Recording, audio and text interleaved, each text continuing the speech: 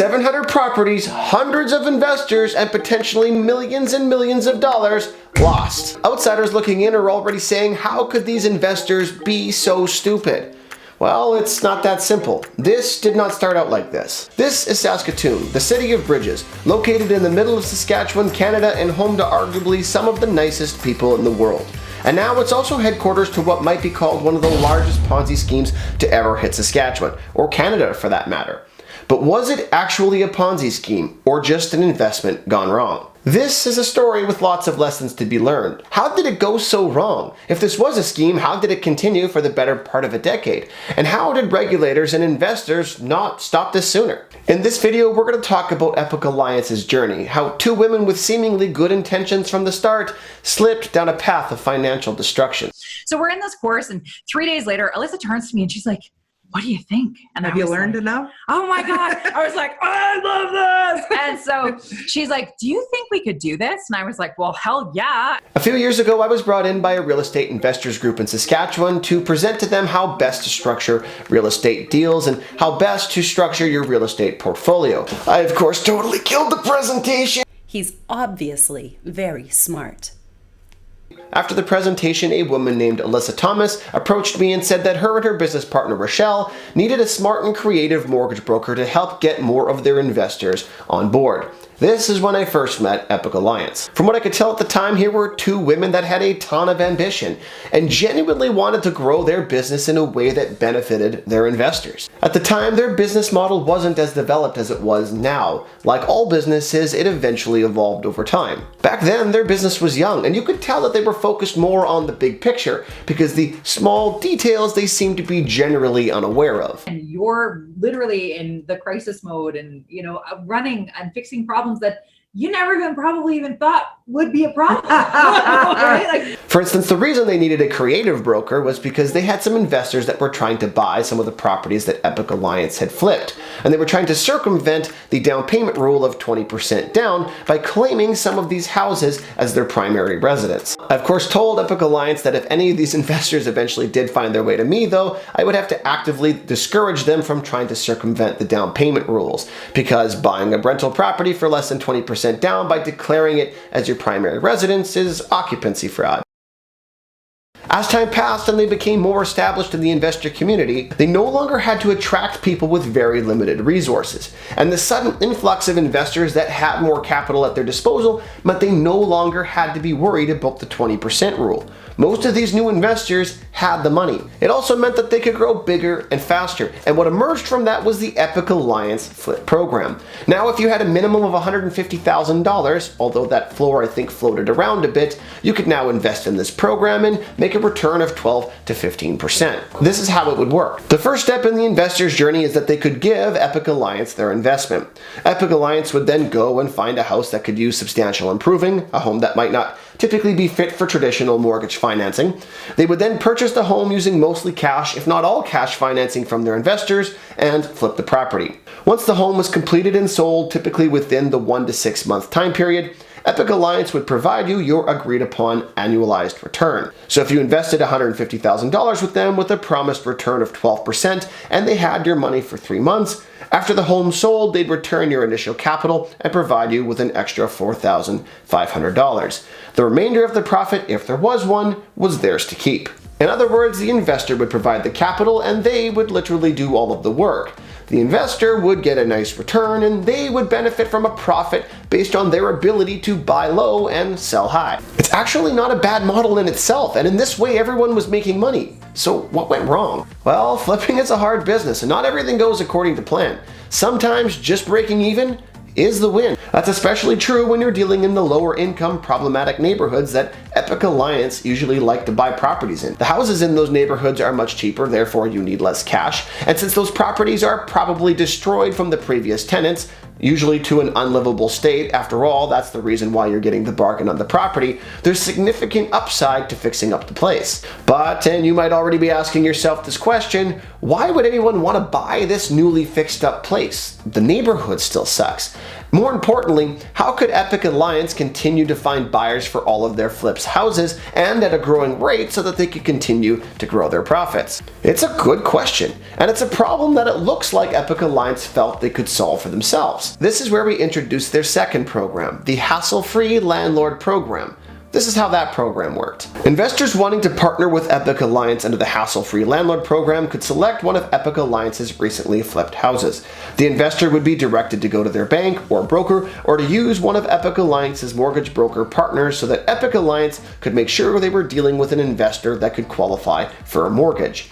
Next, the investor could purchase the property from Epic Alliance, get the proper insurance, and more importantly, have the mortgage financing in place. So effectively what that meant was that Epic Alliance was taking money from investors in Pool A, flipping the home, increasing the value of the asset, and then offloading it to investors in Pool B. But why would these new investors want to buy these properties? After all, how can buying a rental property in a problematic neighborhood be hassle-free? That's because there's more. Apparently, when you bought these houses from Epic Alliance, you had to sign two agreements, a 2-year lease agreement to Epic Alliance and a rent-to-own contract. That meant that after selling the property to investors in Pool B, those investors would in turn rent it right back to Epic Alliance.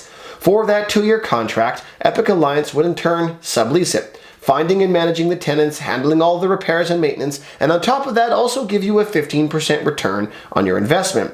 So if you were purchasing one of their homes for $200,000, your required down payment would be $40,000. The remaining $160,000 would come from mortgage financing. That meant that your total investment, if you include the $3,000 for legal and closing, would be about $43,000. A 15% simple return on this example meant that Epic Alliance would pay you about $537 a month.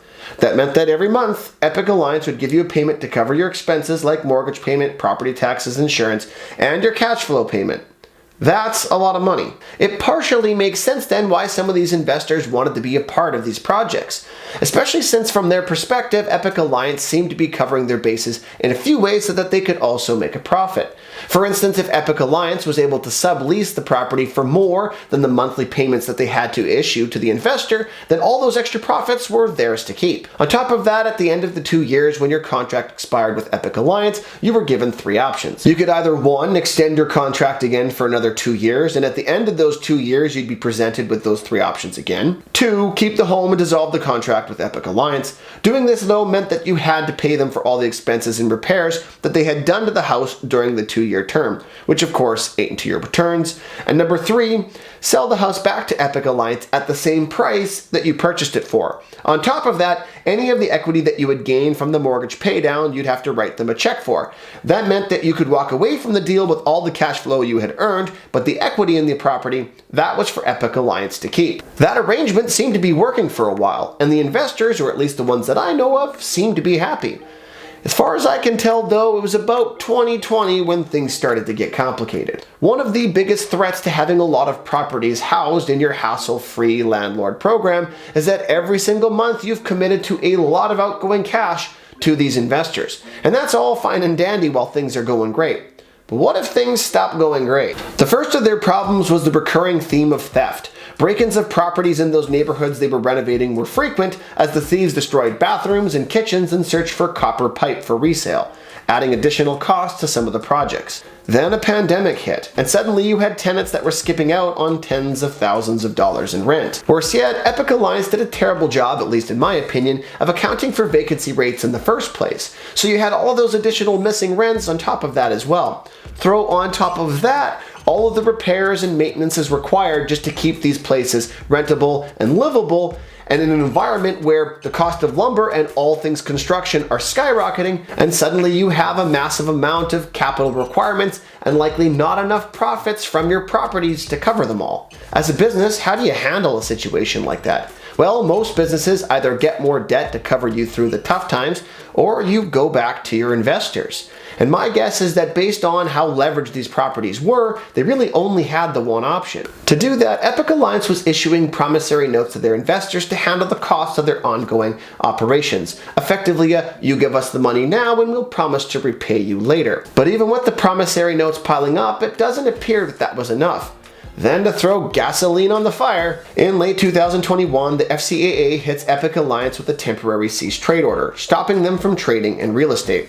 It was a short cease trade order and eventually lifted after an independent panel review. But that meant for at least a little while, no incoming investment. Shortly thereafter, it would appear that they tried one last Hail Mary to keep it all together, petitioning their investor groups for an additional whopping $10 million, with the first $5 million, by their own admission, going to getting their current obligations caught up and paying out the expired promissory notes, among other things. When that failed, Epic Alliance went into bankruptcy protection not long after, and it would appear that they left most of their investors holding the bag on possibly over-leveraged investments in bad neighborhoods with less than ideal tenants. So was this some type of Ponzi scheme where new investors were used to pay off old investors? Well, that's uncertain, and it's certainly not proven in court yet. There's an active investigation ongoing right now because this is so fresh, and more details will come out throughout the year. But just from the people that I know caught in this, and a lot of the unsubstantiated rumors that are floating around, whatever you want to call it, the financial devastation of this could be in the tens of millions, if not more. Which really begs the question,